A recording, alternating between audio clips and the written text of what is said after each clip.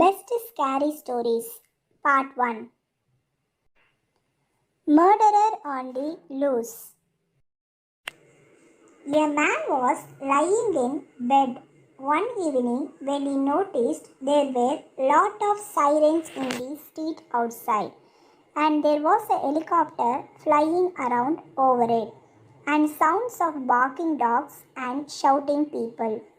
He looked out his window and saw a great deal of police activity, so he went online to discover what was going on. Serial killer escapes, said the headlines. As he read further, the man discovered a crazy killer had broken loose and that he was believed to be in the man's neighborhood. But he wasn't too worried. As the night wore on, the noise would down, and the man went to bed. Suddenly, the man was startled awake. He thought he had heard a sound. He listened carefully and was just about to go back to sleep when he heard it again. This time, he was sure someone was trying to get in his front door. The man looked down the hallway, terrified, not knowing what to do.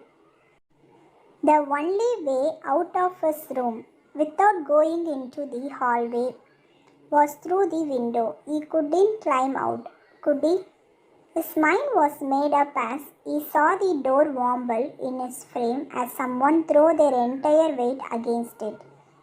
Without another moment of hesitation, the man leaped out of his window and ran into his yard.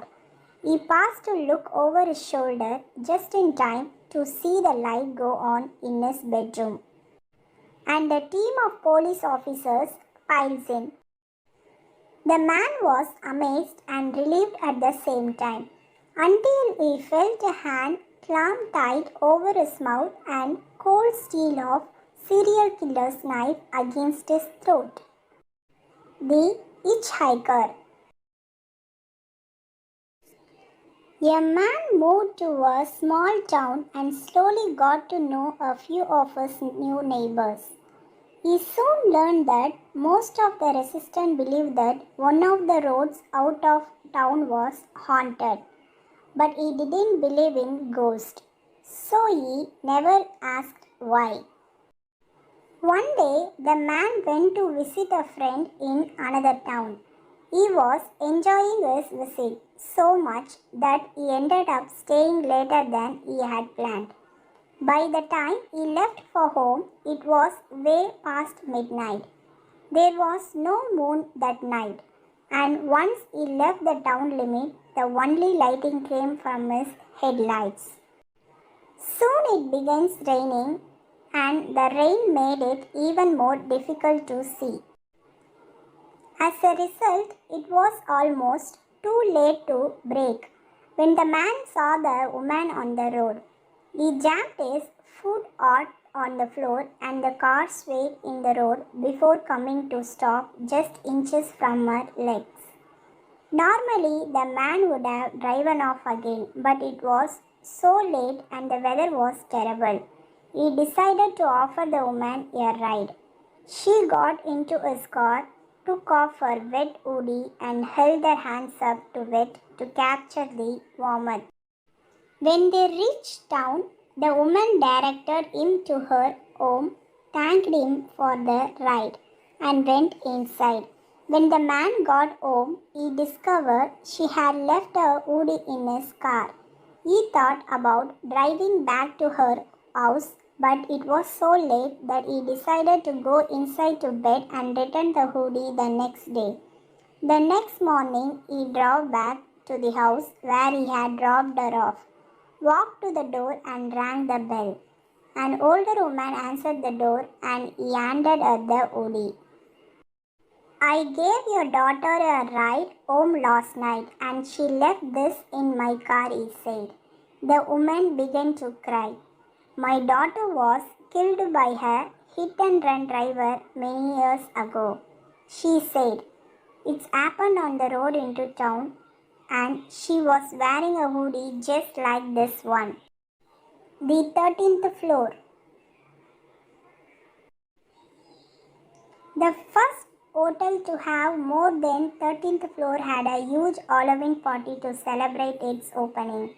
Each floor was set up like a maze, decorated with cobwebs and other Halloween decorations. There were lot of people dressed up as ghosts and ghouls to frighten the party goers.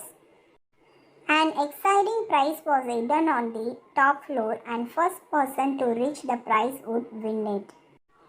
Jack and Sophia were two of the partygoers. They worked their way easily through the maze on the first few floors. As they headed up through the building, the hallway on each floor got darker and scarier.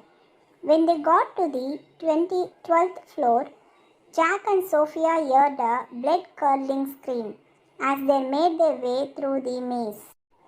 They heard more screams and cries for help. Finally, in the lobby by the elevator, they saw blood dripping from the ceiling. The elevator dinged and the door slowly opened, which was strange because every other time they used the elevator, the door had been quick and smooth. The light in the elevator was flickering as they stepped in, and as the door began to close, the lights went out completely. And then screams so loud the entire building eardrum began to ring out. At first, the partygoers thought it was a part of the scary Halloween theme.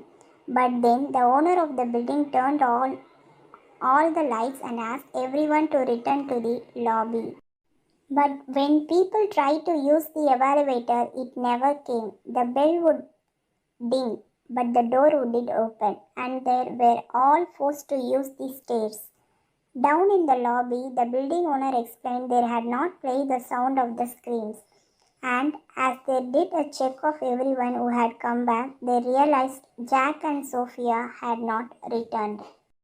Just then, the door to the elevator opened. It was empty except for Jack's watch, one of the Sophia's shoes, and a pool of blood. Jack and Sophia were never seen again, and the building owners took away the button for the 30th floor so nobody would disappear there again.